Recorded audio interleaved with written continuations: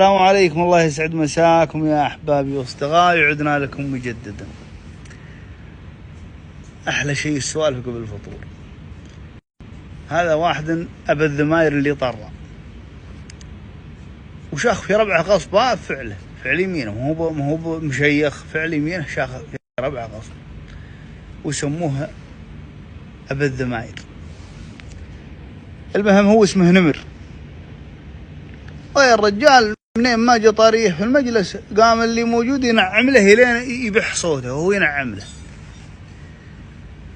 راحت الأيام وشاخ الرجال في ربعه وغاروا منه بني عمه القريب وشافوا فيه ما شافت الشجرة في قبوقها. وهنا الرجال شق الغلاف مو بحكام. قاموا اشتغلوا عليه شغل النذالة. يبغون يسلبونه كل ما يملك من السمعة الطيبة والعلوم الغانمة. وقاموا يسرقون من القبائل اللي وزانه ذا، يسرقون يبغون يوصلون للناس ان الرجال ذا مفسد في الأرض.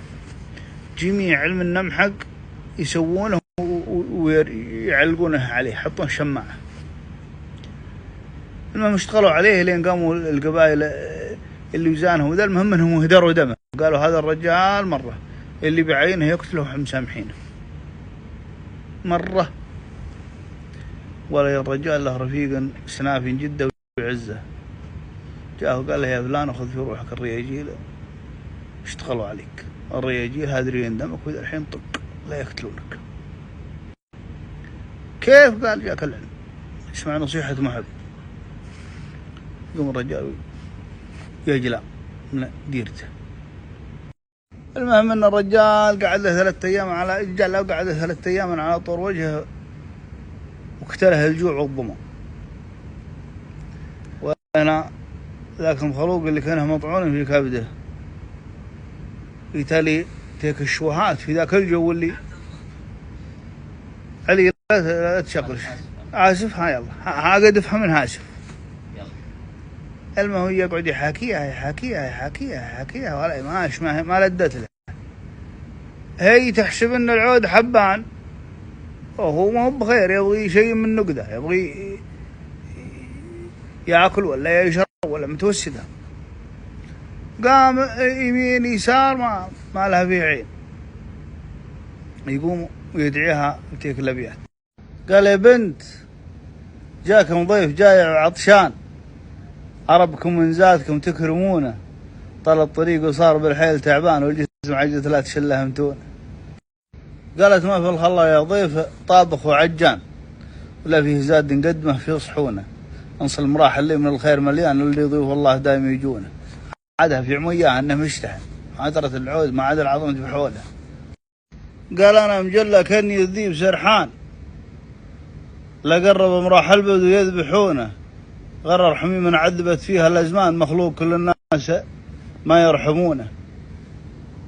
المهم كانها بدأت تشك ان الرجال يعني انها في وضعهن، لكن ما زال الشك يراودها. قالت يا ابو كلام من فيه زايد ونقصان، مقصودكم ما ظنكم تصلونه، ما انتهى بقادر تقطف ثمار الاغصان، لو كنت نمر الا العرب يذكرونه. نمر اللي هو ذا. 3 يوم تبسم، درى انها مهم بلاي من ربعه يوم اشتغلوا عليه اللي قد ذكره مع الخلوق اللي كان معلق في رقبته مشنقه. قال والله منش الغيث من غر الامزان، ما نيتي في مقصد تقصدونه، بودع لكم سرا على الناس ما بان، انا نمر ان كان ما تعرفونه. يوم حلف لها ترد عليه بدل الابيات.